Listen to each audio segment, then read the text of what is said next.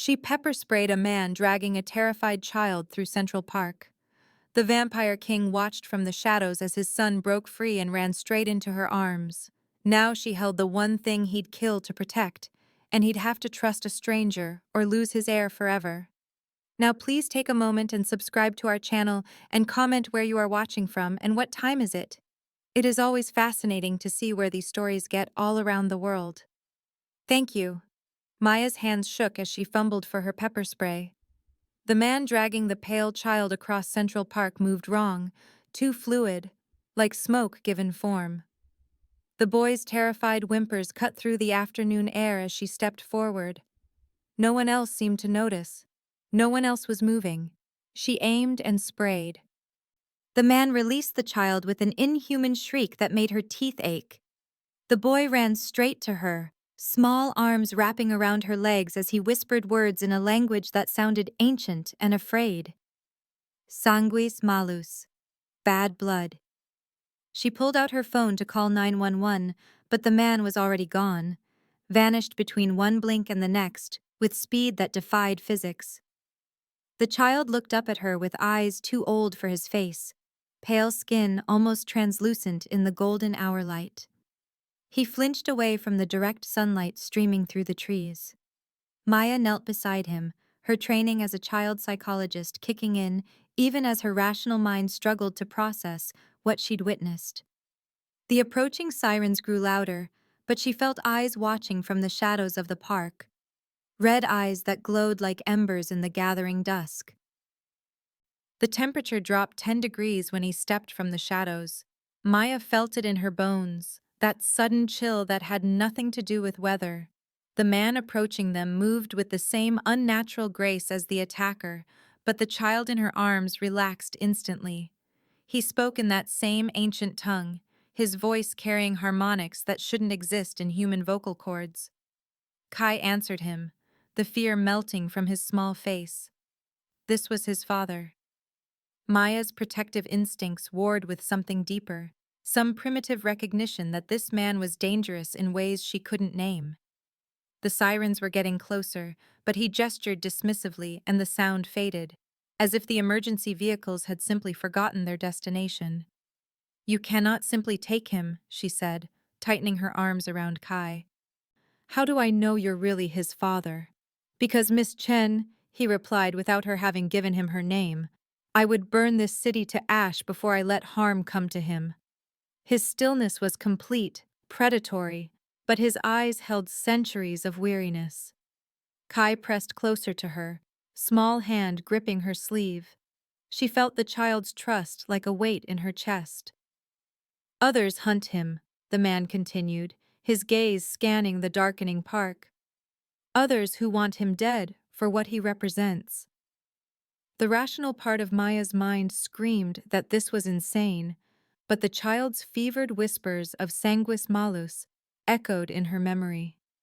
Bad blood. Enemies.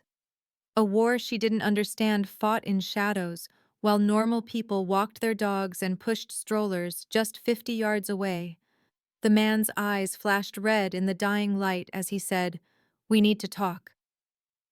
The 24-hour cafe near the park emptied within minutes of their arrival. Maya watched the other patrons leave with confused expressions, as if they'd suddenly remembered urgent appointments they'd forgotten. Adrian didn't touch them, didn't speak to them, but something in his presence sent them away. Kai sat between them in the booth, drawing symbols on napkins with a broken crayon he'd found on the floor. Protective symbols, though Maya couldn't say how she knew that. "Vampires aren't real," she said, but her voice lacked conviction. "The man you pepper-sprayed moves like smoke and feeds on fear," Adrian replied, his reflection conspicuously absent in the cafe's mirrors. "What would you call him?" He explained the vampire hierarchy with the detached precision of a professor discussing ancient history. The blood-right succession, the Council of Shadows. Kai was half-human, which made him both precious and vulnerable. Marcus Voss wanted the boy dead to prevent his eventual rule over their kind. Maya's coffee grew cold as she listened, her scientific mind cataloging impossible details. Adrian's complete stillness except when he spoke. The way Kai's drawings seemed to shimmer in her peripheral vision. The fact that the cafe's security camera had developed a convenient blind spot exactly where they sat. Kai is dying, Adrian said quietly. Half-vampire children rarely survive to adulthood without an anchor. His powers are too strong for his human half to contain. Maya looked at the pale child, saw the dark circles under his eyes, the way he kept pressing his small hands against his temples as if fighting a constant headache. That's why Marcus wants him gone now. While he's weak. The windows exploded inward in a shower of glass and screaming wind. Adrian moved like liquid shadow. Maya threw herself over Kai as three figures poured through the destroyed windows, their movements too fast for human eyes to track properly. She caught glimpses of fangs, of eyes that burned like coals, of limbs that bent in ways that broke anatomy.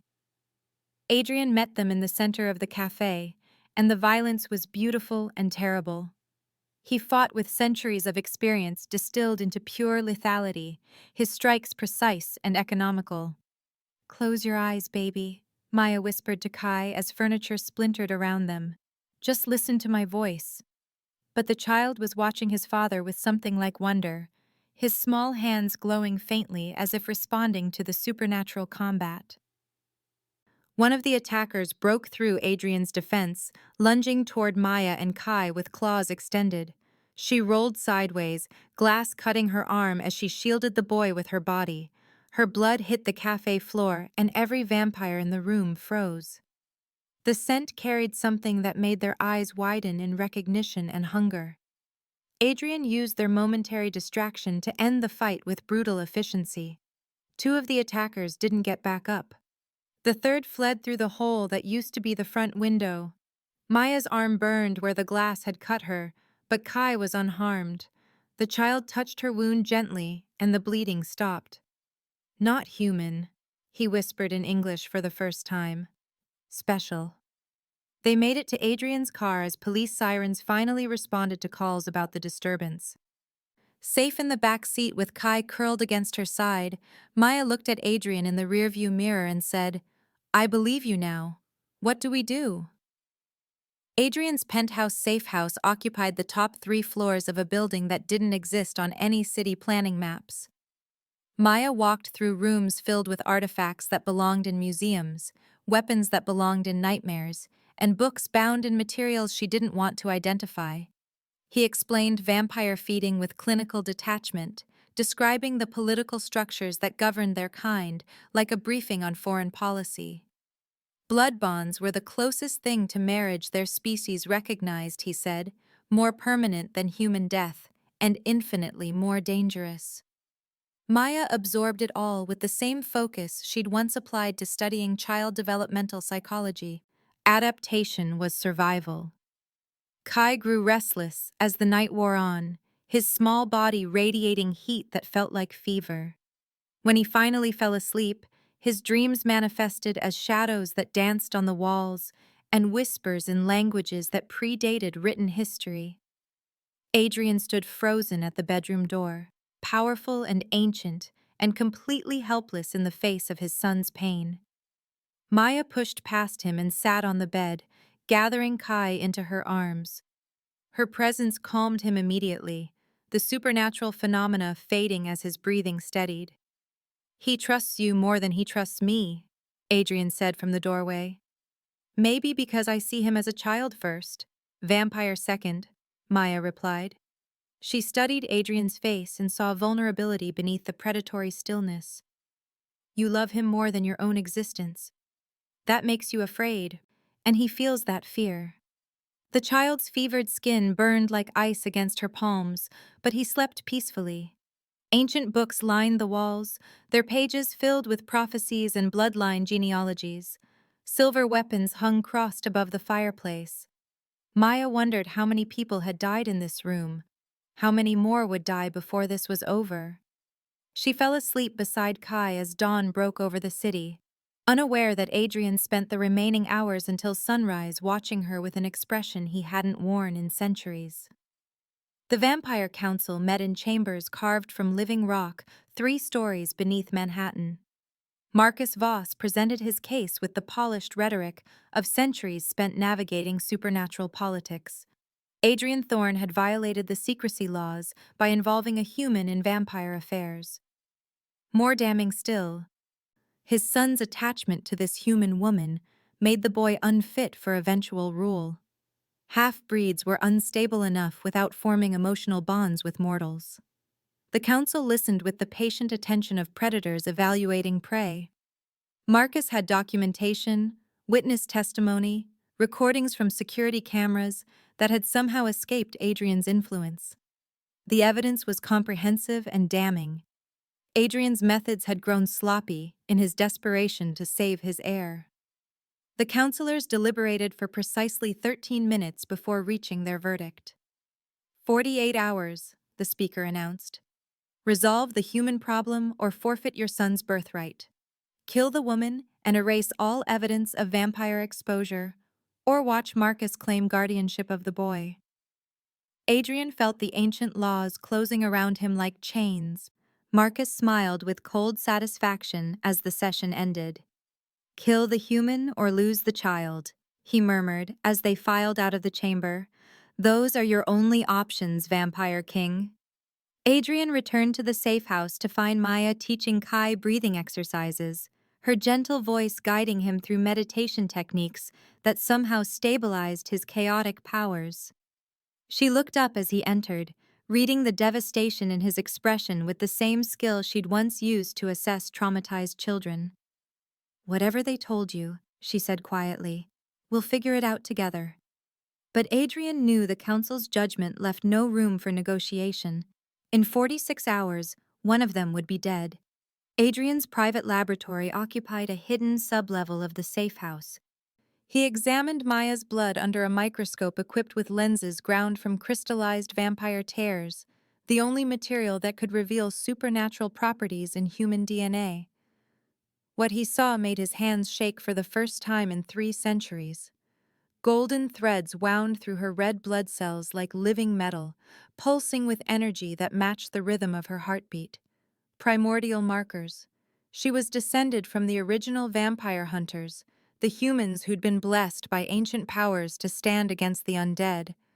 But these bloodlines had evolved over millennia, their aggressive nature refined into something else entirely.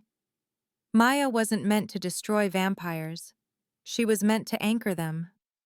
The text spoke of primordial descendants who could create blood bonds stable enough to save half-vampire children.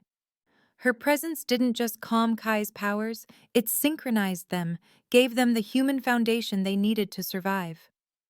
Adrian had spent 800 years searching for something that had walked into his life, carrying pepper spray and righteous anger. She was descended from his people's oldest enemies, yet she represented their salvation. The irony would have been amusing if the stakes weren't so desperate. Maya's ancestry explained everything, the child's instant trust, her unusual resistance to vampire influence, the way her blood had frozen those attackers in the cafe. She wasn't just human. She was something much rarer and infinitely more dangerous. Adrian heard her stirring upstairs and carefully sealed the blood samples. When he found her in the kitchen making coffee with hands that only trembled slightly, he stared at her with an expression of awe and fear. She was the answer to prayers he'd stopped believing in centuries ago. Now he just had to convince her to sacrifice her humanity to save his son. Maya listened to Adrian's explanation of her heritage with the stunned concentration of someone discovering they'd been living in the wrong story their entire life. Primordial bloodlines, vampire hunters who'd evolved into vampire anchors, a destiny written in DNA and ancient prophecy that she'd never suspected. I'm not asking you to save just Kai, Adrian said, his voice rough with 8 centuries of accumulated desperation. I'm asking you to become part of something you were born to be.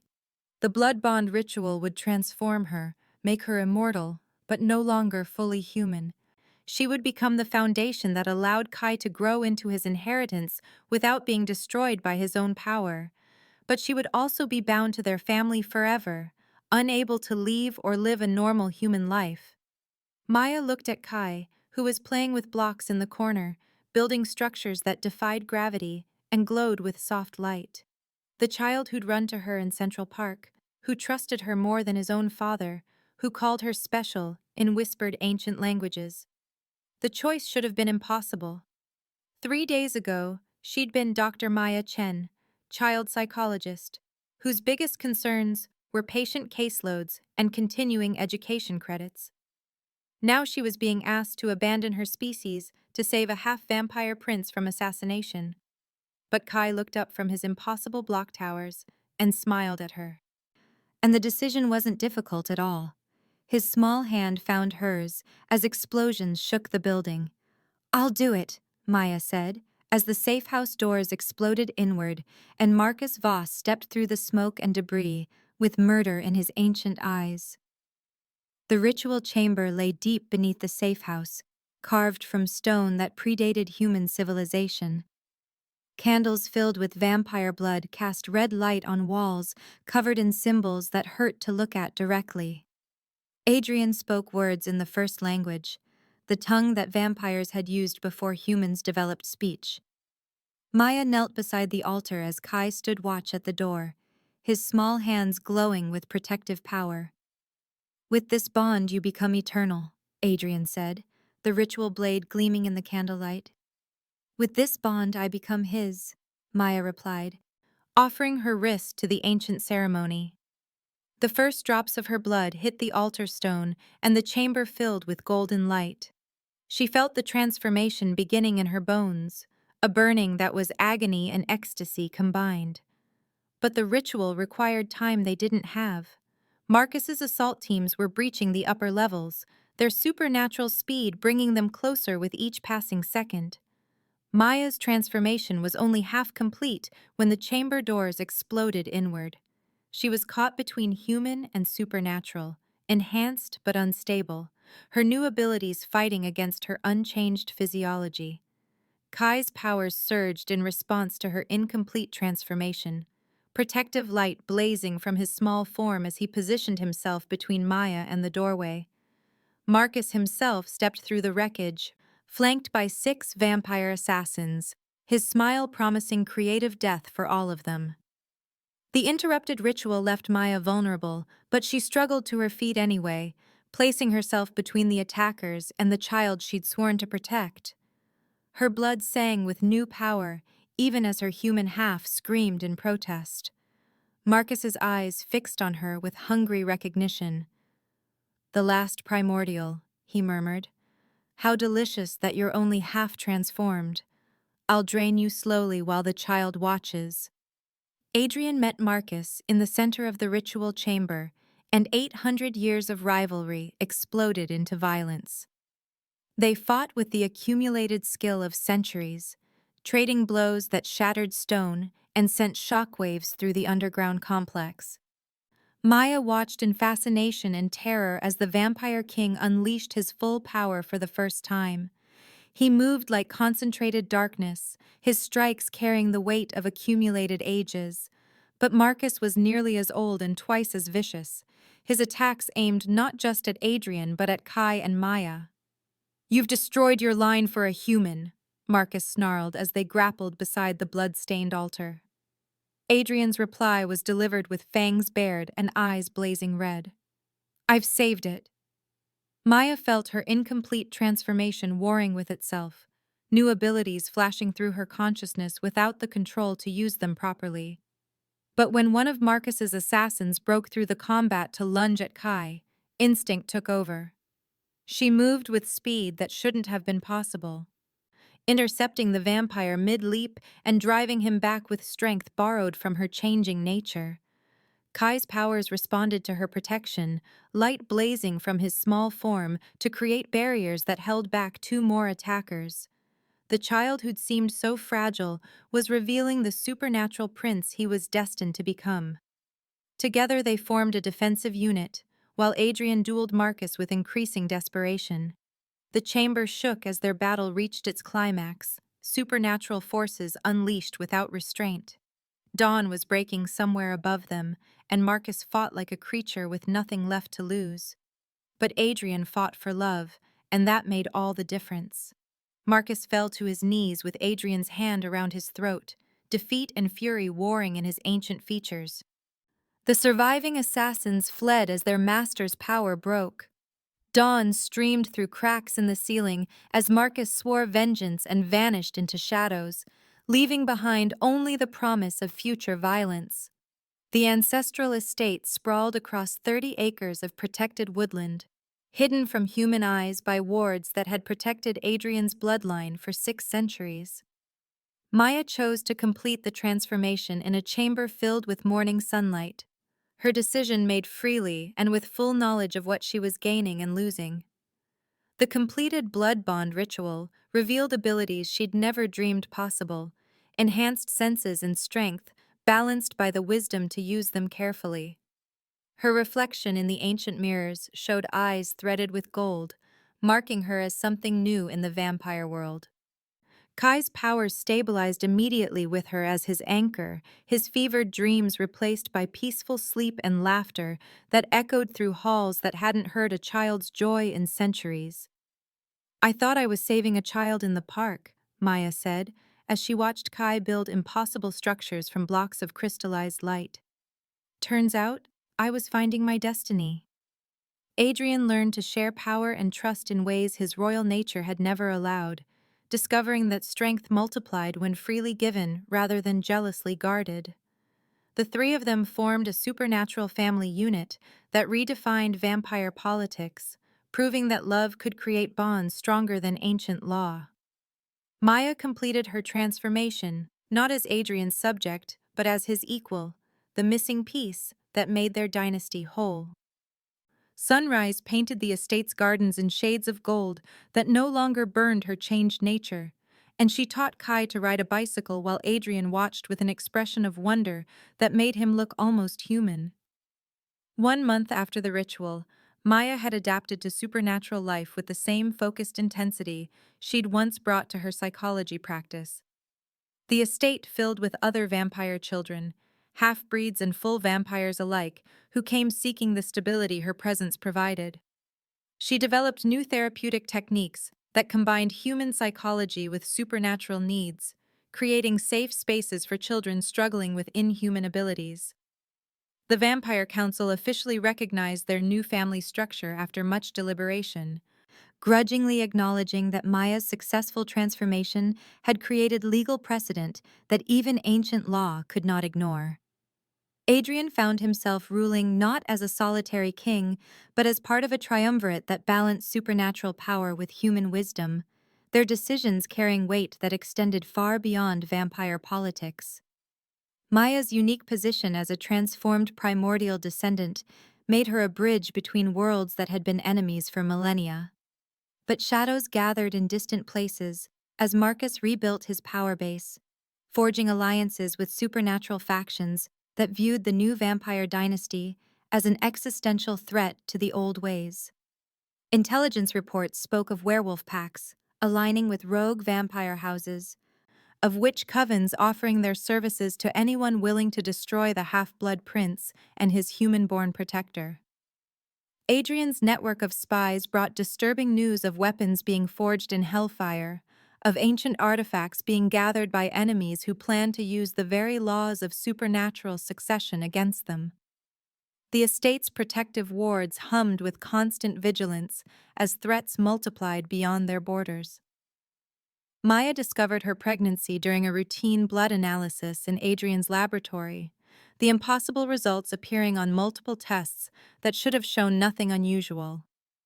Vampire-bonded humans weren't supposed to be capable of conception, yet the golden threads in her blood had multiplied and organized into patterns that defied every known law of supernatural biology. Adrian stared at the test results with the same expression he'd worn when first discovering her primordial heritage, wonder and terror fighting for dominance in his ancient features. The child growing within her carried genetic markers from 3 different supernatural lineages, a combination that had never existed before and whose capabilities remained completely unknown. Maya's hand rested on her still flat stomach as she processed the implications of carrying something unprecedented in the supernatural world. Every faction would want to study or destroy what she carried, making their family an even greater target for the growing alliance against them. But Kai's delighted reaction to the news of a potential sibling filled the estate with joy that temporarily overshadowed political concerns. He pressed his ear to Maya's stomach with the intense concentration of a child listening for secrets, his small face lighting up with wonder when he claimed to hear singing in languages that hadn't been spoken for millennia.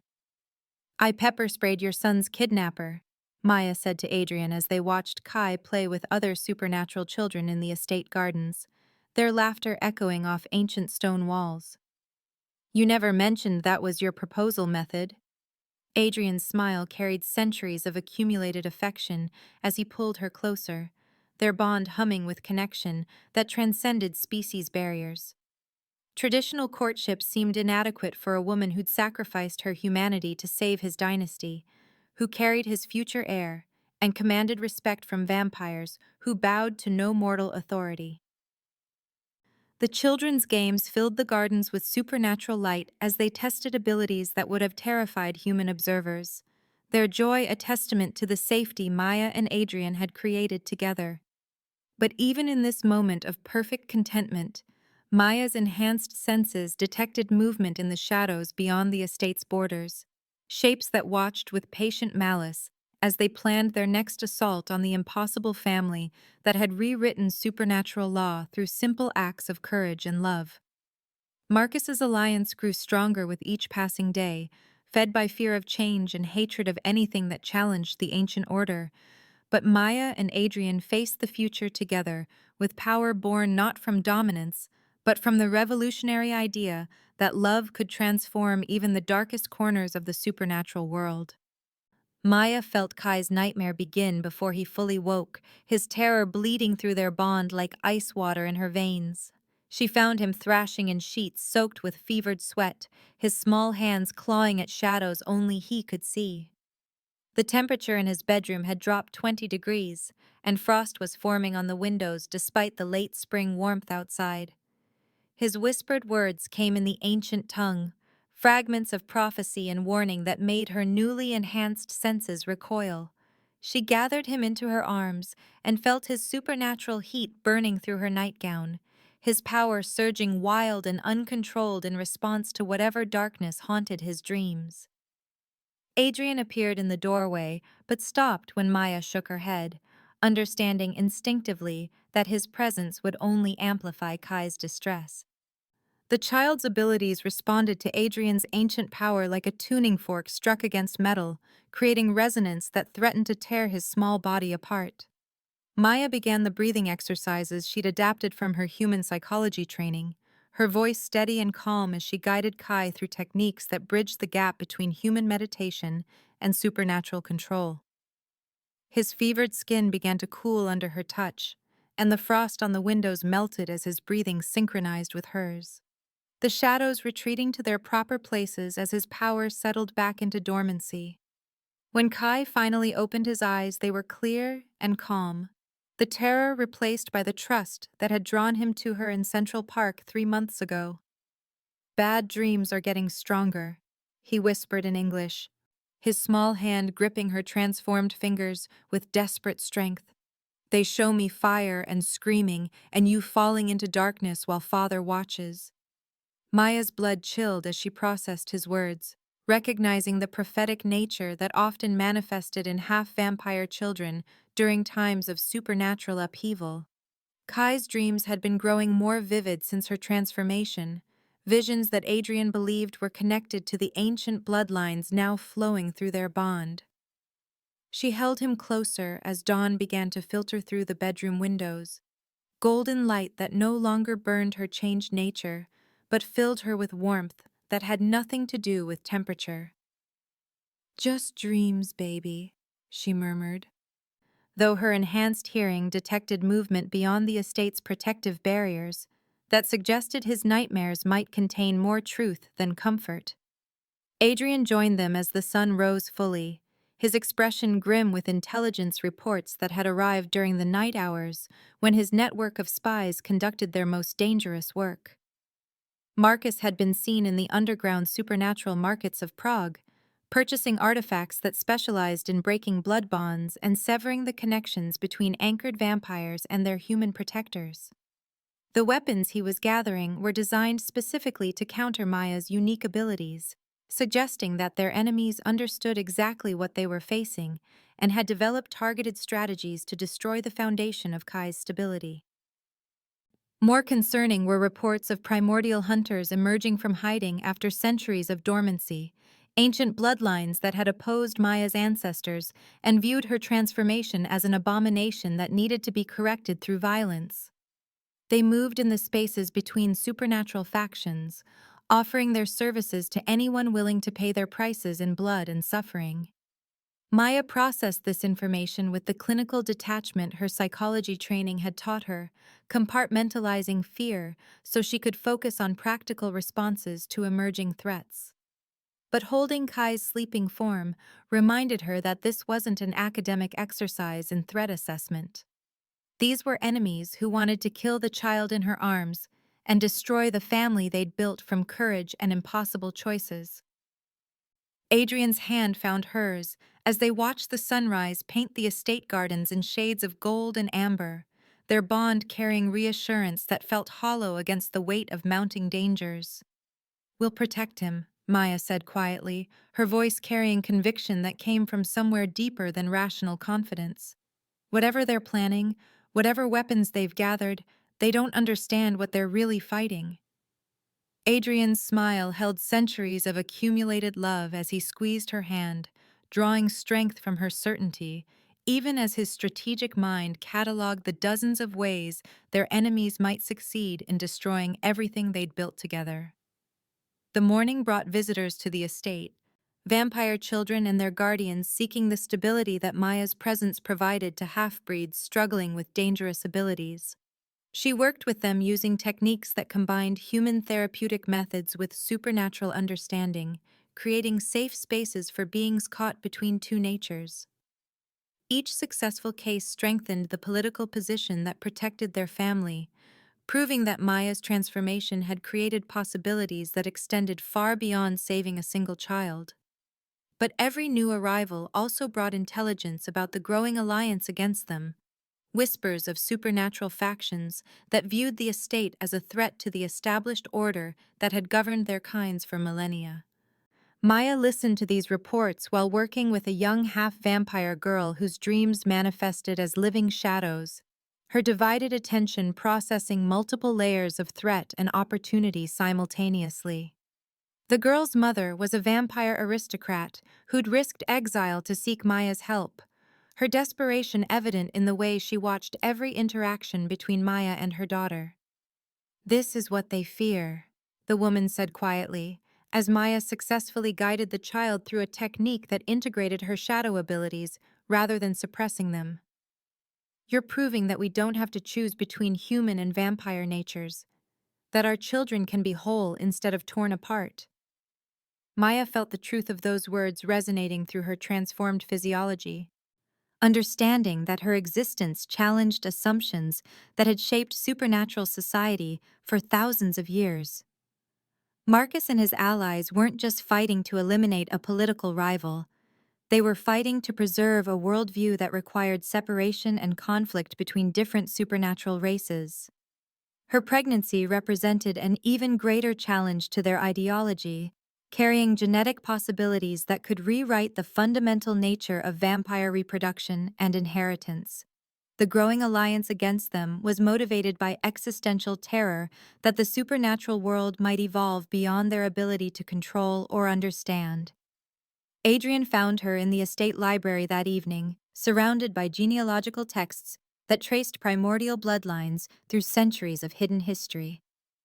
She was researching the genetic patterns that might influence their unborn child's development, trying to understand what abilities and vulnerabilities might manifest in a being that carried vampire, primordial, and whatever new synthesis her transformation had created. The text spoke of children born from such unions in language that mixed prophecy with scientific speculation, describing beings who might bridge multiple supernatural species or create entirely new forms of paranormal existence.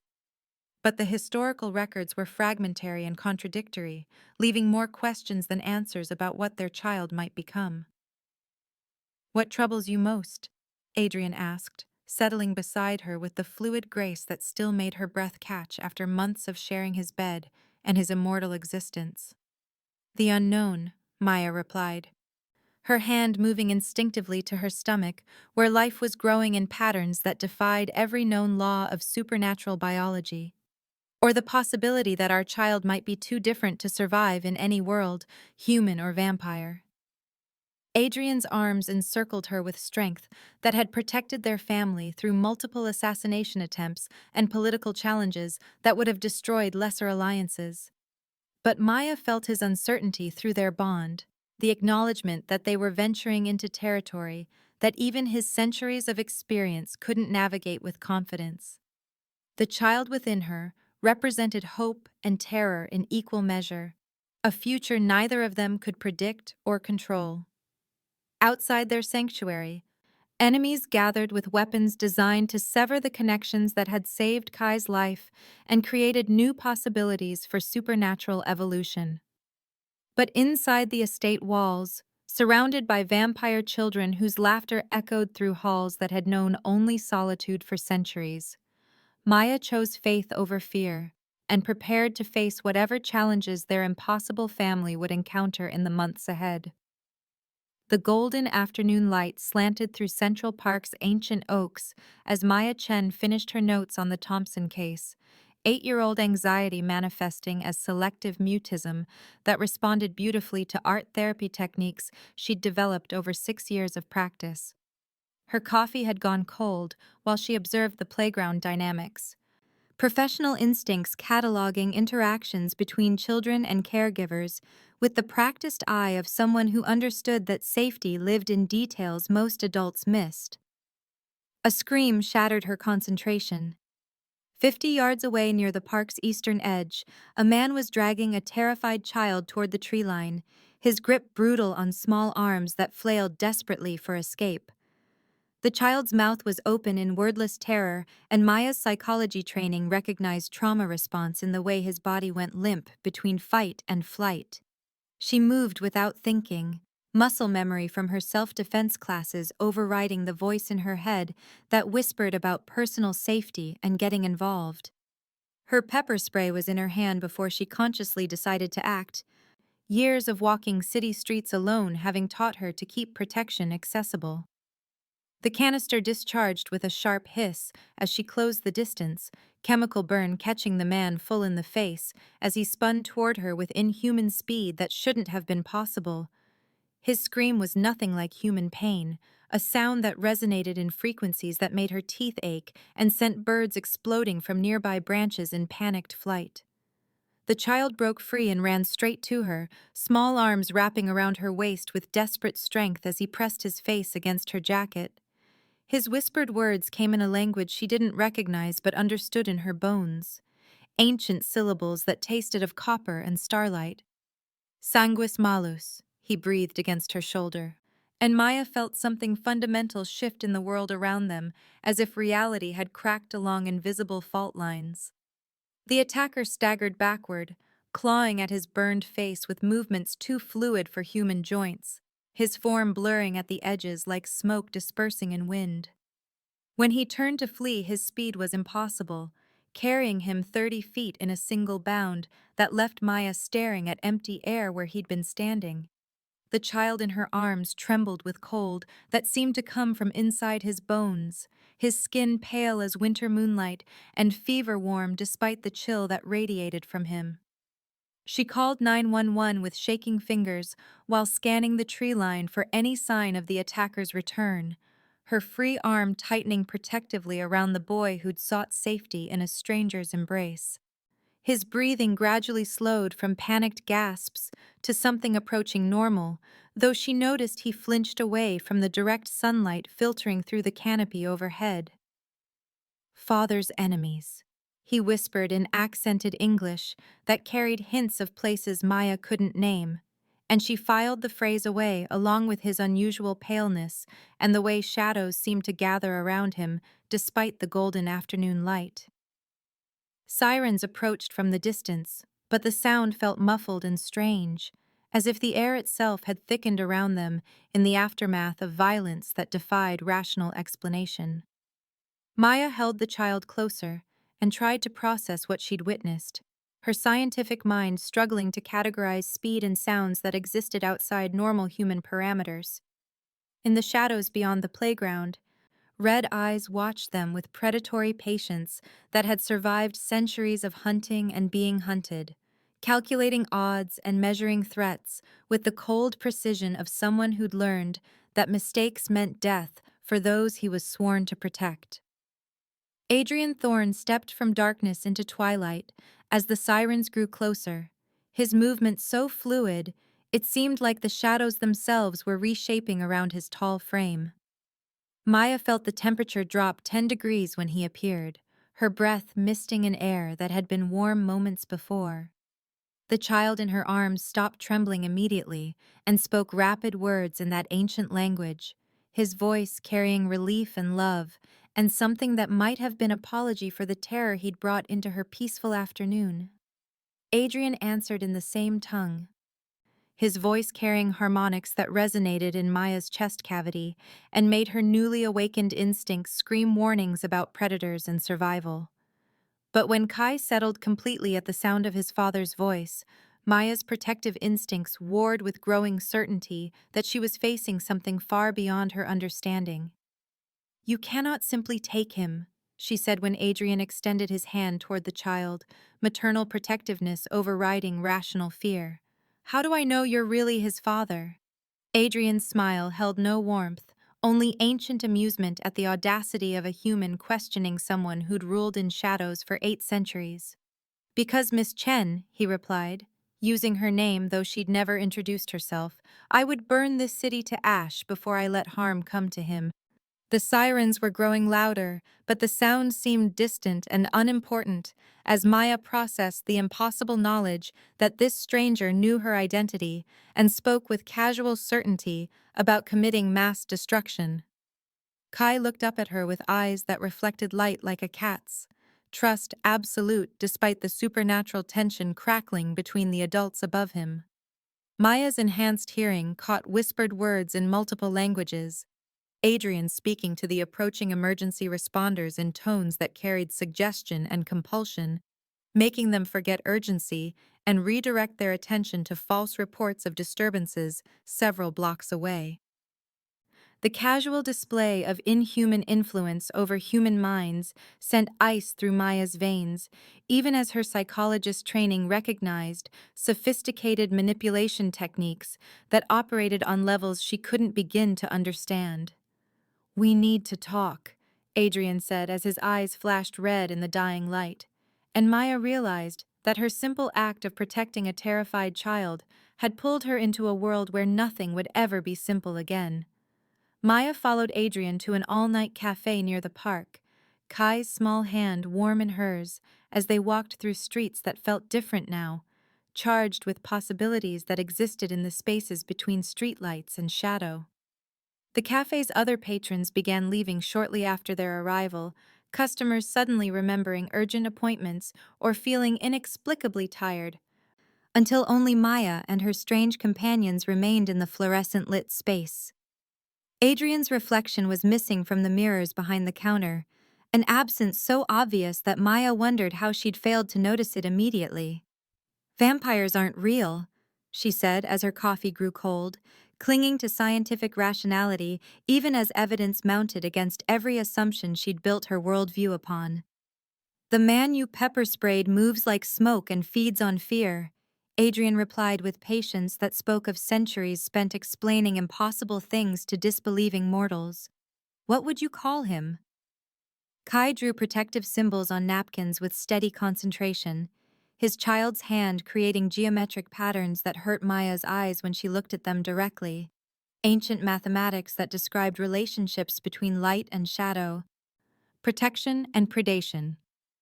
Adrian explained vampire hierarchy with the clinical detachment of someone briefing a new colleague on office politics, describing the blood right succession and Marcus Voss's claim to Kai's inheritance with words that made Maya's transformed future husband sound like a prize in some lethal corporate takeover. Half-human children were precious because they bridged two natures, but vulnerable because their mixed heritage made them unstable without proper anchoring, their supernatural abilities manifesting in dangerous surges that could kill them before they learned control. Marcus wanted Kai dead, not from personal hatred, but from political necessity, understanding that a half-blood heir represented change that would destabilize power structures built over millennia of vampire rule. Maya's knowledge of child psychology became suddenly relevant as Adrian described techniques for managing supernatural abilities that paralleled therapeutic methods for helping traumatized children integrate difficult experiences without being overwhelmed by them. The windows exploded inward as Marcus's hunters found them, glass spraying across cafe tables in glittering shards that reflected supernatural speed and inhuman snarls. Adrian moved like liquid violence, his civilized demeanor dropping away to reveal predatory grace that had survived 8 centuries of supernatural warfare. Maya threw herself over Kai as 3 vampire hunters descended with movements too fast for human eyes to track, their faces twisted with hunger that went beyond simple bloodlust into territorial rage. The supernatural combat was beautiful and terrible. Bodies moving in patterns that defied physics while furniture disintegrated around them, and Maya shielded Kai with her own fragile human form. "Close your eyes, baby," she whispered to him as Adrian tore through their attackers with efficiency that spoke of countless similar battles. "Just listen to my voice." Blood painted the cafe walls in abstract patterns while supernatural speed created wind that sent Maya's hair streaming and made Kai press closer against her protective embrace. When silence returned, it was absolute, the kind of quiet that follows violence and precedes either safety or greater danger. Maya's arm was bleeding from flying glass, but she felt strangely calm, adrenaline giving way to acceptance of impossibilities that her rational mind couldn't process, but her instincts recognized as truth. "I believe you now," she said as Adrian helped her to his car, Kai safe between them and the city lights streaming past windows that reflected a world transformed by knowledge she couldn't unknow. "What do we do?" Adrian's penthouse safe house revealed vampire wealth accumulated over centuries, ancient artifacts sharing space with modern security systems in combinations that spoke of someone who'd learned to adapt without abandoning the tools that had kept him alive through multiple ages of human history. Maya walked through rooms filled with silver weapons and leather-bound books, her psychology training recognizing the careful balance between comfort and fortification that suggested someone who understood that safety was always temporary. Adrian explained vampire feeding with the matter-of-fact tone of someone describing dietary requirements. Blood as sustenance rather than violence, though Maya's enhanced senses detected the predatory hunger that lived beneath his civilized surface. The concept of blood bonds fascinated her professional mind, supernatural connections that provided stability for volatile half-vampire children through techniques that paralleled attachment therapy and trauma recovery work she'd studied in graduate school. Kai's nightmare struck near midnight, his small body thrashing in sheets soaked with fevered sweat, while frost formed on windows despite the late spring warmth. Maya felt his terror bleeding through connections she didn't yet understand. Ice water in her veins that carried images of fire and screaming, and darkness that swallowed everything precious in the world. Adrian appeared in the doorway, but stopped when Maya gestured him back. Understanding that the child's abilities responded to his ancient power like tuning forks struck against metal, creating resonance that threatened to tear Kai's small body apart. She began breathing exercises adapted from her therapeutic training, human meditation techniques bridged with supernatural control through voice and touch that gradually calmed the fevered power surging through Kai's hybrid nature. He trusts you more than he trusts me, Adrian observed, when peace returned, and Kai slept safely in Maya's arms. Maybe because I see him as a child first, vampire second, Maya replied, understanding that her perspective offered something Adrian's centuries of supernatural survival couldn't provide. She fell asleep beside Kai as dawn painted the eastern windows gold. Unaware that Adrian watched them with an expression he hadn't worn in centuries, ancient love learning to encompass hope for futures he'd never dared imagine. Marcus Voss petitioned the Vampire Council claiming Adrian had violated secrecy laws by involving a human in supernatural affairs, his political maneuvering designed to force impossible choices between Maya's life and Kai's inheritance. The council chambers pressed down with oppressive darkness, while ancient voices debated law and tradition, their words carrying weight of millennia spent governing supernatural society through rigid separation between species. Adrian was given 48 hours to resolve the human problem, language that made Maya's existence sound like a mathematical error requiring correction through violence. Kill the human or lose the child, Marcus said with satisfaction that came from checkmating an opponent who'd frustrated his ambitions for decades. Those are your only options, Vampire King. Adrian returned to find Maya teaching Kai breathing techniques that helped him control power surges, her patient voice guiding him through exercises that combined human psychology with supernatural management in ways that defied traditional vampire education. But even peaceful moments carried underlying tension as time pressure mounted and enemies closed in with weapons designed specifically to counter whatever protection Adrian could provide. Maya's blood under Adrian's microscope revealed golden threads that spoke of primordial heritage, genetic markers indicating descent from original vampire hunters who'd possessed abilities that made them capable of creating blood bonds with supernatural beings. Her ancestry explained Kai's immediate trust and the calming effect her presence had on his unstable abilities, connections that went deeper than simple human kindness into bloodlines that had shaped supernatural history. "You're not just human, Maya," Adrian said with wonder and terror fighting for dominance in his ancient features. "You're something much rarer and infinitely more dangerous." The revelation transformed Maya from protected burden into crucial player, her unique heritage making her capable of stabilizing half-vampire children through techniques that no pure human or vampire could replicate. But knowledge brought greater danger, as every supernatural faction would want to study or control someone whose abilities could reshape vampire reproduction and inheritance law. Maya woke to find Adrian staring at her with awe that carried centuries of accumulated hope and fear, understanding that her simple act of protecting a child in Central Park had awakened something that might change supernatural society forever. Adrian proposed the blood bond ritual that would save Kai but bind Maya to their family through transformation that would make her immortal at the cost of her human nature, choices that carried implications she was only beginning to understand. "I'm not asking you to save just Kai," he said, as explosions shook the building below them. "I'm asking you to become part of something you were born to be." Kai's small hand found Maya's as she considered Adrian's proposition, trust absolute despite the chaos surrounding them, and the impossible decision that would transform her existence in ways she couldn't predict or control.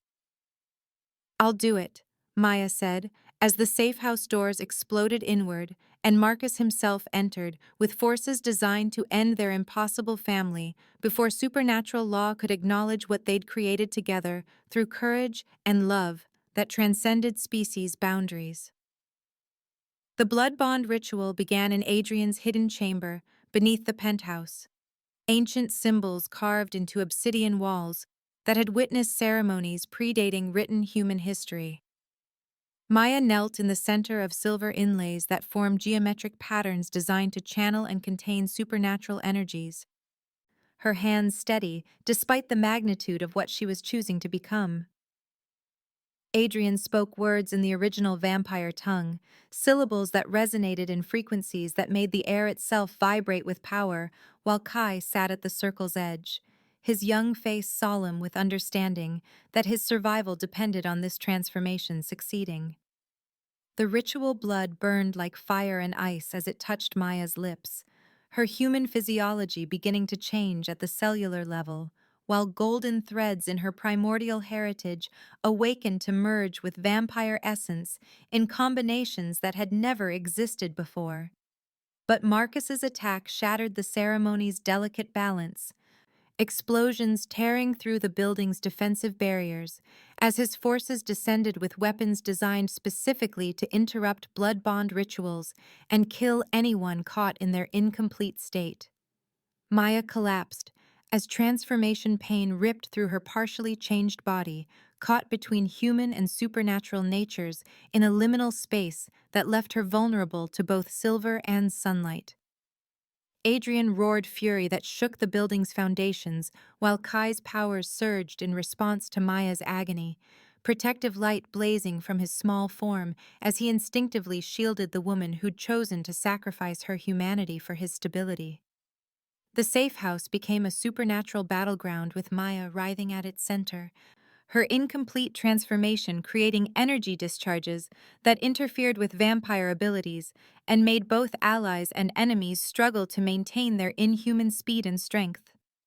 Marcus entered the ritual chamber with cold satisfaction, understanding that Adrian's greatest victory was about to become his most devastating defeat as the interrupted ceremony threatened to kill the primordial woman, whose unique abilities had offered hope for stabilizing half-vampire children.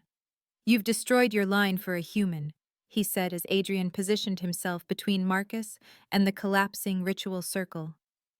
"I've saved it," Adrian replied, his ancient power unleashing fully for the first time in decades as he prepared to fight with everything he possessed to protect the impossible family that had given his immortal existence meaning. The vampire kings clashed in combat that had been building for centuries, supernatural speed and strength creating shockwaves that cracked obsidian walls, while Maya's partial transformation continued burning through her nervous system in patterns that might kill her before the ritual could complete. Kai's protective abilities fully manifested as he placed his small hands on Maya's fevered skin, his half-vampire nature allowing him to anchor her consciousness while her body struggled to integrate conflicting genetic heritages that should have been incompatible. The child's power flowed into Maya like cooling water, stabilizing the transformation just enough to prevent her death, while Adrian and Marcus tore through the chamber with violence that spoke of grudges accumulated over centuries of supernatural politics. Maya felt her consciousness expanding as primordial abilities awakened alongside vampire enhancements, her perception shifting to encompass energy flows and blood connections that painted the world in colors that had no human names. Through her transformed senses, she could feel Kai's relief as his unstable abilities finally found the anchor they'd been desperately seeking. His half-vampire nature stabilizing as the blood bond completed, despite the ritual's violent interruption. Adrian gained advantage as Maya's successful transformation sent power surging through their family connection. Ancient vampire abilities, enhanced by primordial energy, that made him faster and stronger than Marcus had anticipated. The defeated vampire lord retreated as dawn light began filtering through shattered windows, his escape carrying promises of vengeance and warnings that the vampire council would never accept what Adrian's family had become. "Marcus lies broken but alive somewhere in the city's shadows," Maya said, as healing vampire metabolism repaired the damage from her interrupted transformation. "But we're stronger now than when this began." Adrian helped her to her feet as their family bond solidified into connections that would endure for centuries. Understanding that Maya's courage in Central Park had led to this moment when three impossible beings chose love over law and created something entirely new in supernatural history. Kai ran to them both with laughter that echoed through the destroyed chamber. his young voice carrying joy that spoke of nightmares ending and futures opening into possibilities none of them could have imagined when Maya first wielded pepper spray against inhuman speed. The dawn brought them to Adrian's ancestral estate in the countryside, ancient stone walls that had sheltered his bloodline through centuries of supernatural warfare and political upheaval.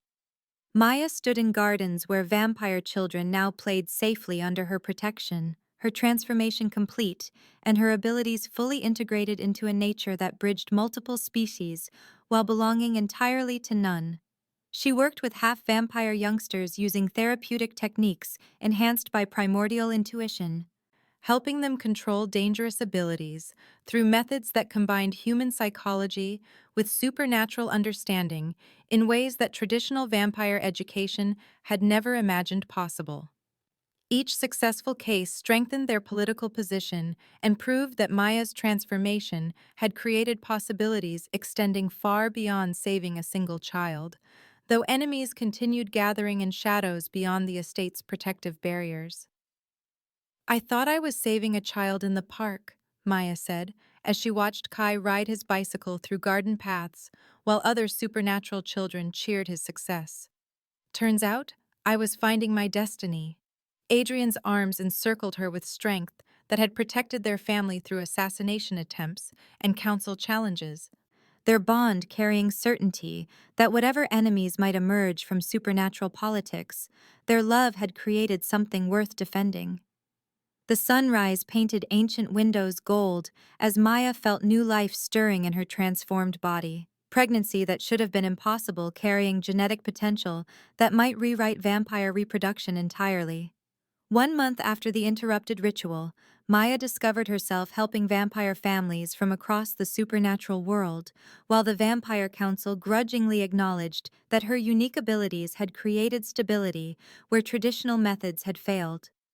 Marcus was building alliances with factions that viewed their estate as existential threat to established order, but Maya felt no fear as she placed protective hands over her growing child and watched Kai teach younger half-vampires the control techniques she'd helped him master.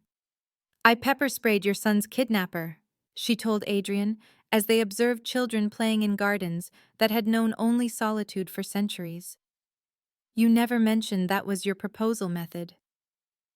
Their laughter carried across estate grounds, while new enemies gathered beyond protective barriers. Supernatural politics, continuing to evolve around the impossible family that had chosen courage over safety and love over law. Maya's pregnancy suggested destinies neither of them could predict.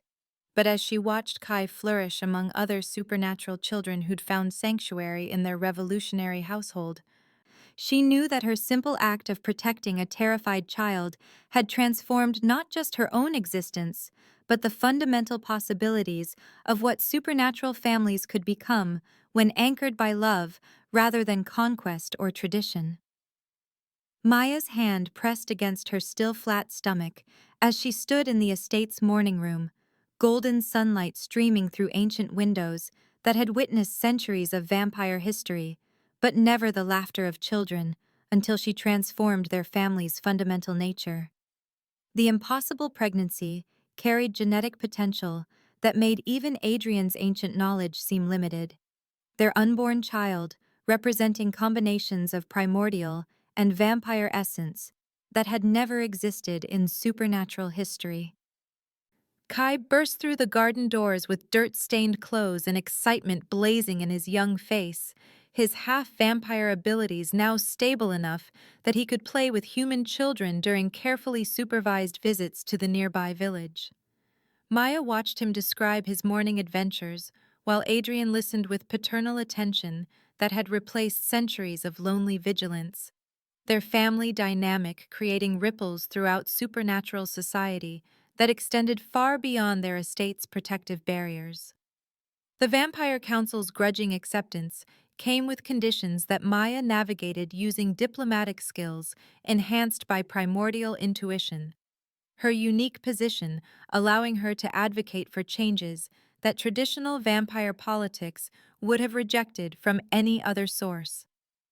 She established protocols for helping unstable half-vampire children that combined her psychological training with supernatural techniques, creating the first formal education system designed specifically for hybrid beings whose existence had previously been considered unfortunate accidents rather than valuable additions to vampire society. Marcus's alliance grew stronger as conservative factions recognized that Maya's success threatened hierarchies built on scarcity and exclusion, their resistance taking forms that ranged from political maneuvering to outright assassination attempts that Adrian's security teams barely managed to intercept.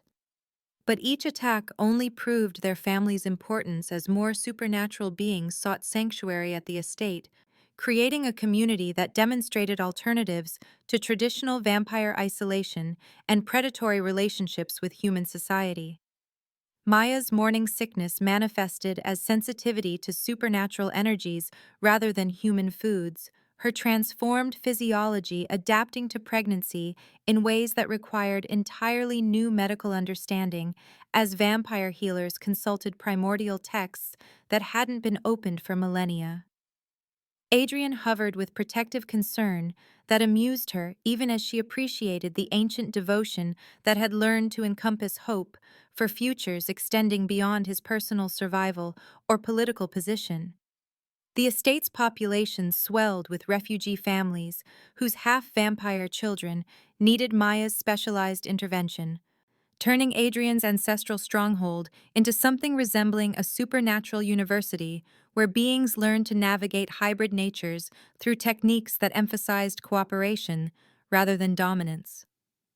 Kai thrived in his role as eldest student and unofficial teacher, his own hard-won stability allowing him to help younger children process the terror and confusion that came with abilities they couldn't understand or control.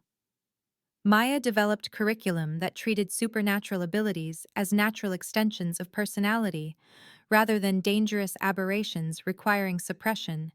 Her approach creating graduates who integrated successfully into both human and vampire societies without sacrificing their complex natures. The political implications rippled outward as other vampire kings requested consultation on half-blood policies. Maya's expertise becoming crucial for supernatural leaders who recognized that demographic changes required adaptive strategies rather than traditional elimination of problematic bloodlines. Her pregnancy advanced with supernatural speed that compressed normal human gestation into months rather than years.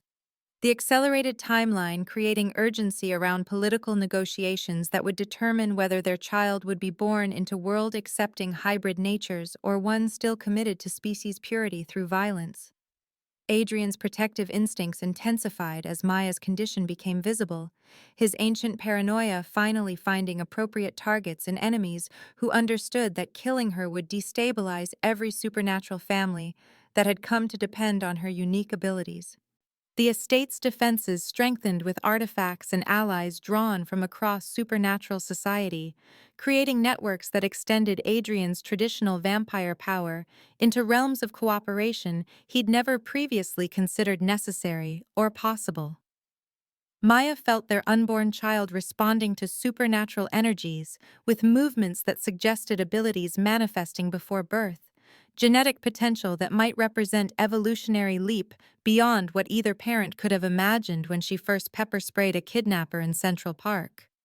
Her daily routine included correspondence with human researchers who remained ignorant of supernatural context, but whose studies in child development contributed to techniques she adapted for beings whose childhood experiences included managing lethal abilities alongside typical developmental challenges. Kai's bedtime stories now featured his adventures with human friends alongside supernatural family members, his young perspective creating narratives that normalized diversity in ways that gave Maya hope for futures where species boundaries might become preferences rather than absolute divisions. Evening conversations between Maya and Adrian ranged across topics from immediate security concerns to long-term visions of supernatural society that could accommodate beings who refuse to choose single identities, their planning sessions creating blueprints for changes that would extend far beyond their lifetime. The pregnancy's supernatural aspects manifested as Maya's primordial abilities grew stronger rather than weaker, her body channeling increased power that allowed her to help more children while simultaneously nurturing the new life that represented unprecedented genetic combinations. Sleep brought dreams of children not yet born playing in gardens that existed in futures she could almost see, visions that carried certainty that her courage in protecting one terrified child had initiated changes that would echo through supernatural generations. Marcus's spies reported on estate activities to enemies who struggled to counter success that undermined their fundamental assumptions about vampire society's need for rigid hierarchies and species separation. But Maya felt no fear as she prepared nurseries that would welcome a child whose existence proved that love could create possibilities stronger than tradition. Her transformation from human psychologist to supernatural matriarch, representing evolution that Marcus's conservative alliance couldn't prevent or reverse. Adrian's 8 centuries of survival had taught him to plan for threats he could anticipate, but Maya's influence created futures that exceeded even his ancient imagination's scope, their partnership generating hope that had survived assassination attempts and political opposition. The estate's morning routine included children's voices speaking multiple languages while they learned control techniques that emphasized joy rather than fear. Maya's therapeutic approach, creating atmospheres where supernatural abilities became sources of pride rather than shame. Her correspondence included letters from vampire families across the world reporting successful interventions based on methods she'd developed, each success story strengthening political arguments for accepting hybrid natures rather than eliminating them through traditional violence. The unborn child's presence affected every supernatural being who visited the estate, their genetic potential radiating energies that made even ancient vampires pause in recognition of something entirely new emerging in their carefully ordered world. Maya's final month brought delegations from the highest levels of supernatural government, beings who'd never acknowledged half-vampire children's right to exist, now seeking guidance on integration policies that could prevent civil wars between traditional and progressive factions. Adrian stood beside her during these negotiations with pride that encompassed not just personal love, but recognition that Maya's courage had created possibilities for supernatural evolution that his centuries of political experience could never have achieved alone. The delivery approached with supernatural beings gathering from across the world to witness birth that represented genetic breakthrough, potentially as significant as the original emergence of vampire species from human populations millennia ago. Maya felt contractions beginning as sunset painted the estate's ancient stones gold, her labor starting amid gardens where Kai played with children whose existence proved that her pepper spray attack in Central Park had initiated transformation extending far beyond her individual family. Adrian held her hand as their child prepared to enter a world where Maya's love had created space for beings who bridged species boundaries through choice rather than accident, their family's evolution representing hope that supernatural society could embrace complexity rather than demanding simplicity through violence. The estate's halls filled with supernatural beings who'd traveled impossible distances to witness birth that would determine whether Maya's revolutionary approach to hybrid children represented sustainable future or temporary anomaly that conservative forces would eventually suppress through coordinated political action. But as Maya's labor intensified, and Kai whispered encouragement with wisdom beyond his apparent years, she felt only confidence that love had created something stronger than fear. Her transformation from human psychologist to supernatural mother, representing victory that no enemy could reverse regardless of whatever political battles might follow their child's arrival into world, she'd helped transform through simple courage that grew into revolutionary change.